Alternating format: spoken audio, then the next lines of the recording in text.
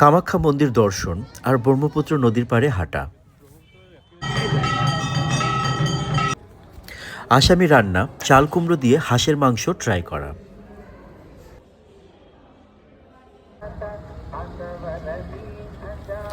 বালাজি মন্দির দর্শন করে প্রসাদ হিসেবে লাড্ডু খাওয়া আর তোমাদের অনেকের সঙ্গে দেখা করা। আর ফেরার দিন এই ভাইটি তো আমার সাথে দেখা করার জন্য স্টেশনেই চলে এসেছিল।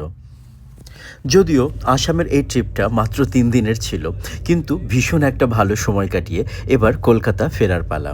আর ফেরার পথে আবার দেখলাম সেই সুন্দর ডিপর বিল।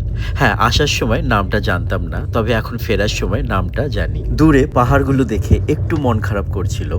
আসলে আমাদের উত্তরবঙ্গটা এতটাই সুন্দর, এলে পরে যেতে ইচ্ছে করে না। বিকেল 5টা 10 নাগাদ ট্রেন ঢুকলো নিউ আলিপুরদুয়ার স্টেশনে। অনেক বছর আগে একবার এসছিলাম, তখন আলিপুরদুয়ারে না ভুটানের টাকা চলতো। আচ্ছা, এখনও কি আলিপুরদুয়ারে ভুটানের টাকা চলে? আমার নর্থ বেঙ্গলের বন্ধুরা আমাকে জানিও কমেন্টে। রাতে ডিনারটা ট্রেনে সেরে খুব সকালে পৌঁছে গেলাম হাওড়া। হ্যাঁ, আমাদের ভালোবাসার শহর কলকাতা। আমরা যারা গ্রাম বা একটু মফস্বল থেকে বিলং করি, আমাদের কাছে কলকাতা আসাটাই কিন্তু অনেক বড় ব্যাপার। তবে শহরটা এখন কেমন যেন হয়ে যাচ্ছে। এই তো আসামে সবাই জিজ্ঞেস করছিল কলকাতা স্টেডিয়ামে কি হয়েছিল। আসলে তুমি যখন যে শহরটাকে ভালোবাসো, তার ভালোটা শুনলে যেমনটা ভালো লাগে, খারাপটা শুনলেও তো খারাপই লাগে, তাই না? যাই হোক, কথায় কথায় পৌঁছে গেলাম বাড়ি।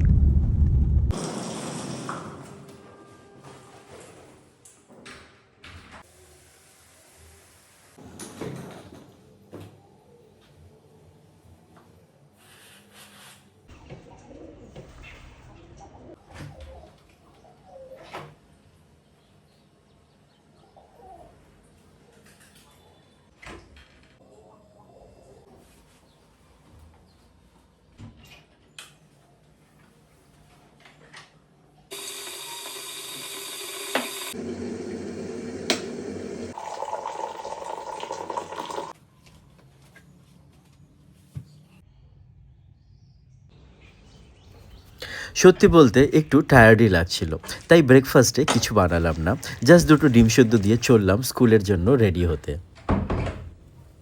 আমার পাশে ফ্ল্যাটের কাকিমারা লাস্ট উইকে মালয়েশিয়া গিয়েছিল, তো ওখান থেকে আমার জন্য এই ফ্রিজ ম্যাগনেটটা এনেছে।